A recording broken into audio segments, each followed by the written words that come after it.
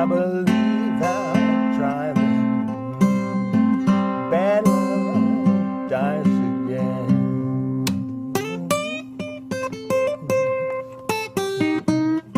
If I keep on trying, I'll be bound to win.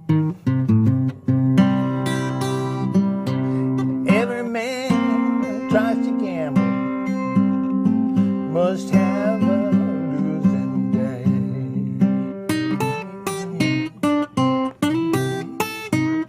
Every man tries to gamble must have a losing day.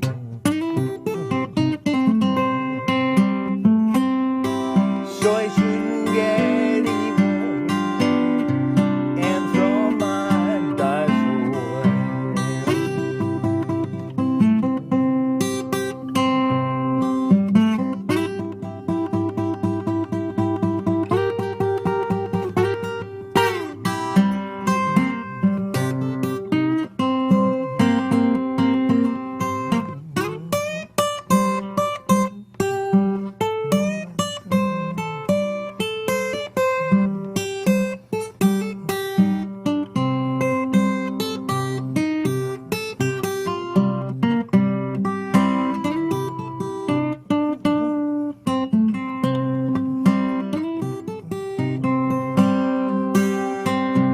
I lost all I had, everything I had to lose.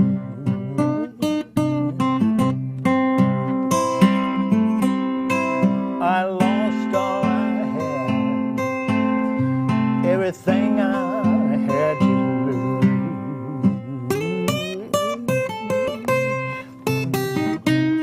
Even lost the girl I love, but I just can't lose these blues.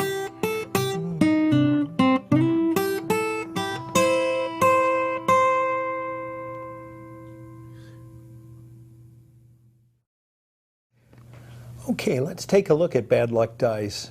Bad Luck Dice was recorded by Clifford Gibson, who was a St. Louis musician and started recording in the late 20s into the early 30s, and but he lived there for a couple of decades after that, kept performing but just stopped recording. And I think it's fair to describe him as one of the major stylists in open G tuning or Spanish tuning. He really recorded a lot in the tuning. He obviously liked it, and he had a very distinctive sound in Spanish tuning. And he generally played their capoed up a ways, so you can see that I'm capoed to the 5th fret. So that has us sounding in the key of C.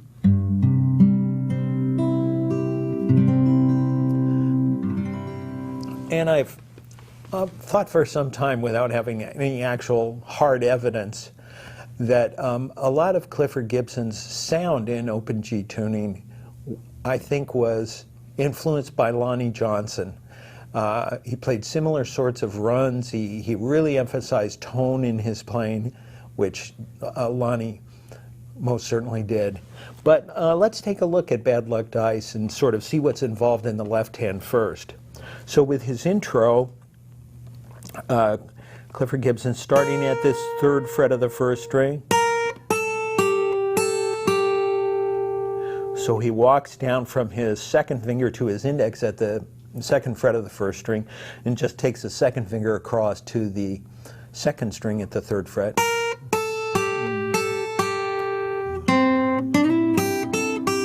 Now he's going to do a fairly extreme bend at the 2nd fret of this 3rd string.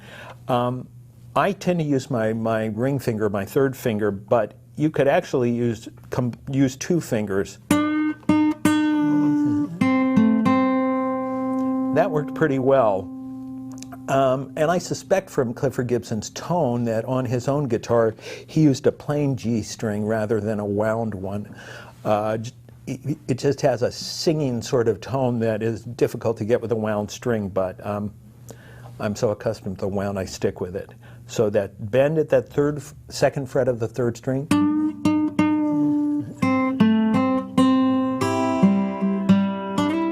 Slide up to the fourth fret of the third string. Second fret of the first string to fifth fret. Then the third fret of the second string, and he's getting a unison with the open first string here. Then he gets that third fret of the fourth string, and that's the seventh in the one chord. So he's just implying that G7th chord by just adding that one note, the third fret of the fourth string. So he goes to his first verse, and he used an unusual position to accompany himself, both in the one chord and the four chord in this tune. For the one chord, he frets the third fret of the fourth string with his index finger, the third fret of the second string with his second finger, and the little finger gets the fifth fret of the first string. Really open sort of sound. So is going.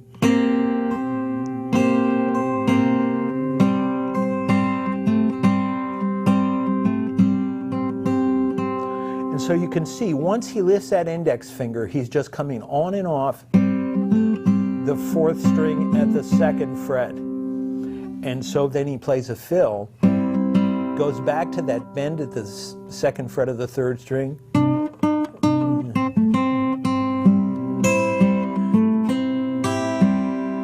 Now for his four chord C, we're accustomed to people fingering C like this or barring at the fifth fret. Well, what Clifford Gibson goes, he goes, of those three positions he was holding for his 1-7 chord, the third fret of the fourth and second strings and the fifth fret of the first string, he just lowers that fourth string one fret. Beautiful sound. Yeah, just very distinctive. And there's no root in that chord. So it's like the four chord has no root. I'll tell you the voices. It's got a third, fifth, 9 or 2, and another fifth. So once in that position, he's going.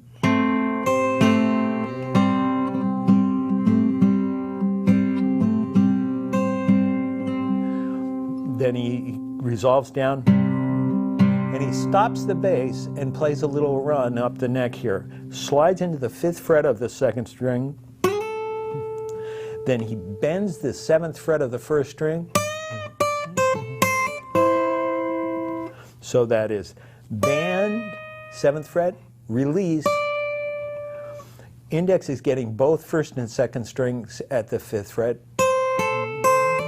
Hammer up to the seventh fret, come back down to the fifth, and pull the index back so it leaves the B string open. Then he's down here, second fret of the first string. So that's second fret to open first string to third fret of the third string. And then he finally brings his bass back in. Then he starts to fret the D7, and he anticipates that with a little brush stroke of his index finger, first two strings on the and of beat 4. And now he's fretting the first fret of the second string with his index finger, the second fret of the third string with his second finger, and he's doing brush strokes with his thumb, and we'll deal with that more in a little bit later when we look at the right hand, but he's going.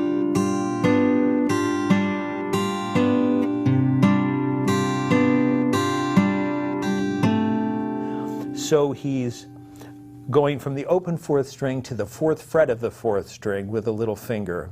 1 and 2 and 3 and 4 and 1 and 2 and 3 and 4 and 1. And then he plays this little fill at the end, third fret of the fifth string.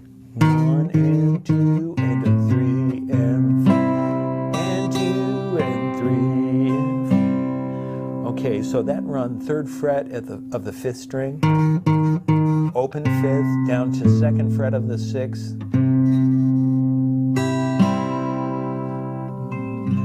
Okay, so now he's going to the second verse. And he starts his second verse in that G7 position we noted earlier. Third fret of the fourth string, third fret of the second string, fifth fret of the first string.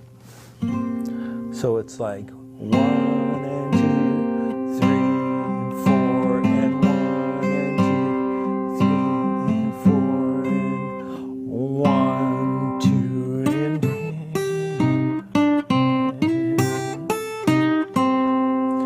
Do that again. 1, 2 and 3 and 4 and. So he's living around that third fret of the third string with the second finger, sliding in second fret of the first string, fourth fret of the, and then back to third fret. Now he goes to his C, second fret of the fourth string with the index, third fret of the second with his second finger, and fifth fret of the first string with his little finger. 1 and 2 and 3 and 4 and 1 and 2 and 3 and 4. Okay, now he hits the 2 bass notes, and then he plays a really kind of florid run. It's one of these runs where you're sort of fitting in more notes than seems like are going to be able to fit, but it's like this.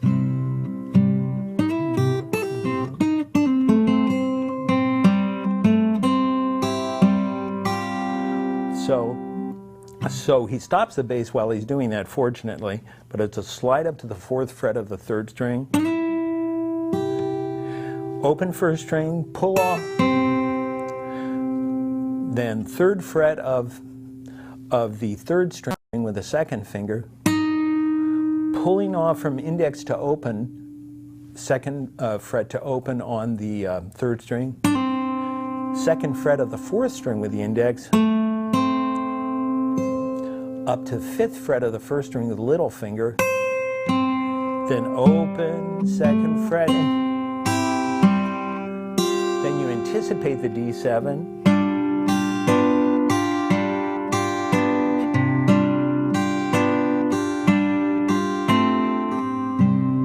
then he does triplet.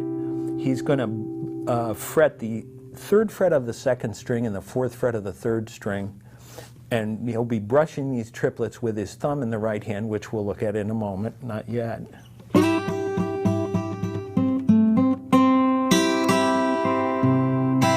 Now he's going into his solo, and he hits pickup notes, a triplet, open, fourth, second fret fourth, open third. Now he slides back in that position that he was in a moment ago. Triplet, 2, 3, 4. Slide it 3 frets up, re-slide. Now you fret the top of that G chord that he's been using, 5th fret of the first string, 3rd fret of the second string. Come on and off that 3rd fret of the 4th string. Then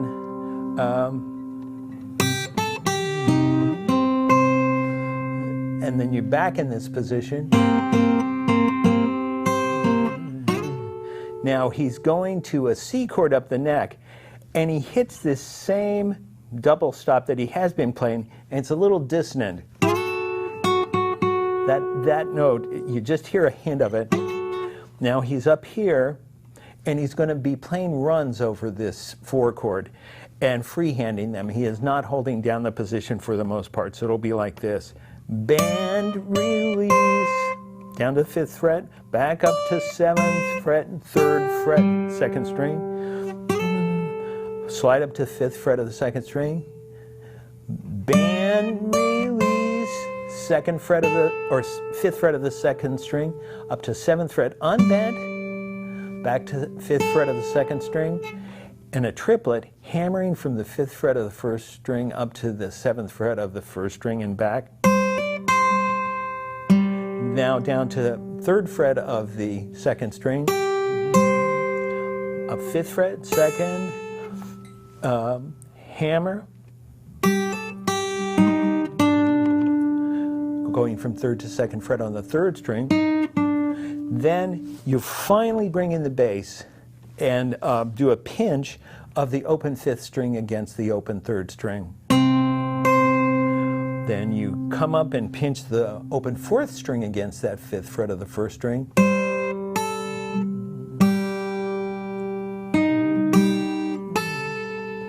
Yeah, that's a little dissonant, going from that 3rd fret of the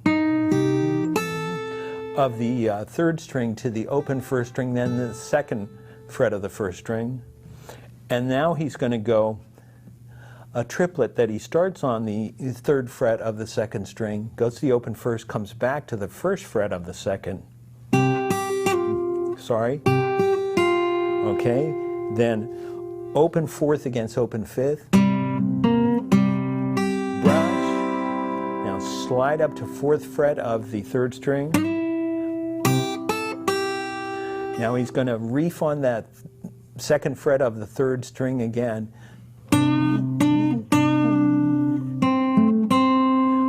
And now he's going to fret the 5th fret of the 4th string to get this unison with the open 3rd string. Slide to 4th fret of the 3rd string. So that's triplet, open, fretted, open, triplet, and you come in brushing, and there's the solo. And then you can follow that with another verse accompaniment and his coda, what he plays at the very end of the song. He plays this run.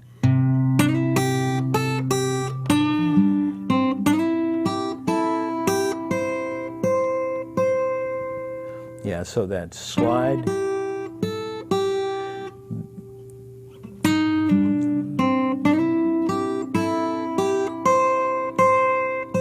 ending up there at the 5th fret of the 1st string. Now, if we look at the right hand, we've looked at the left, and I don't think we'll need to spend as much time on the right, but I think what's most notable about this is the fact that he's free in his use of his thumb in the right hand. There's times when he keeps regular time with it, 1, 2, 3, 4, often with brush strokes. He'll do little pickups where he hits one string and rolls into a brush in one continuous motion with the thumb. And then he'll also do a lot of things where the thumb just absolutely drops out and the fingers pick. So I'll just play a little bit of it and part of one verse and a bit of the solo just to illustrate different things that the thumb does. So at the beginning, he's just freehanding and just doing it all with fingers, I would say.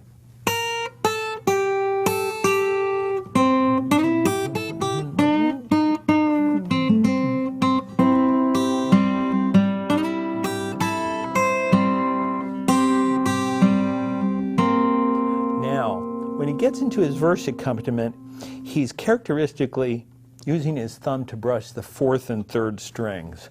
So he's going like this, an index kind of brushing the first 2 strings.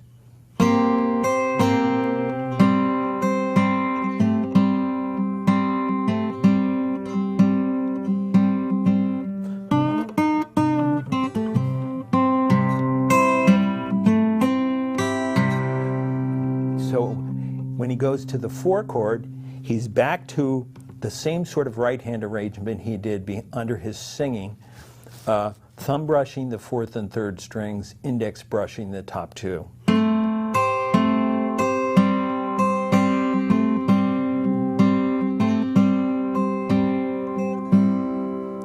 Now the thumb stops altogether.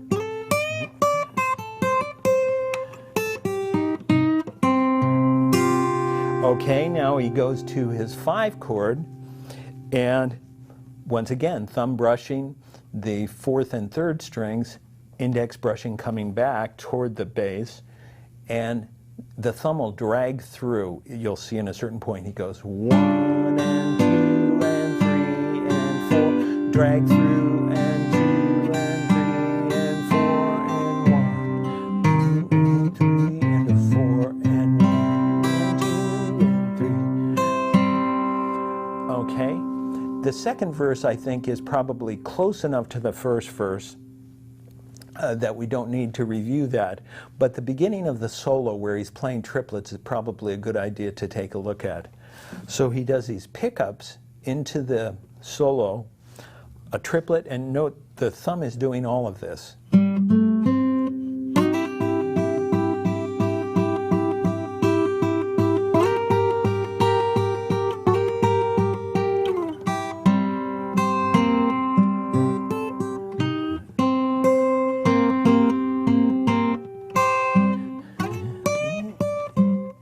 Now the thumb is just sort of, thumping from this point on, freehanding in the left hand. And so I think that sort of relatively brief example of the right hand versus the left gives you enough of an idea to be able to put together Bad Luck Dice. And it's a great piece. So we're going to pause now, and I'll come back and do the split screen version.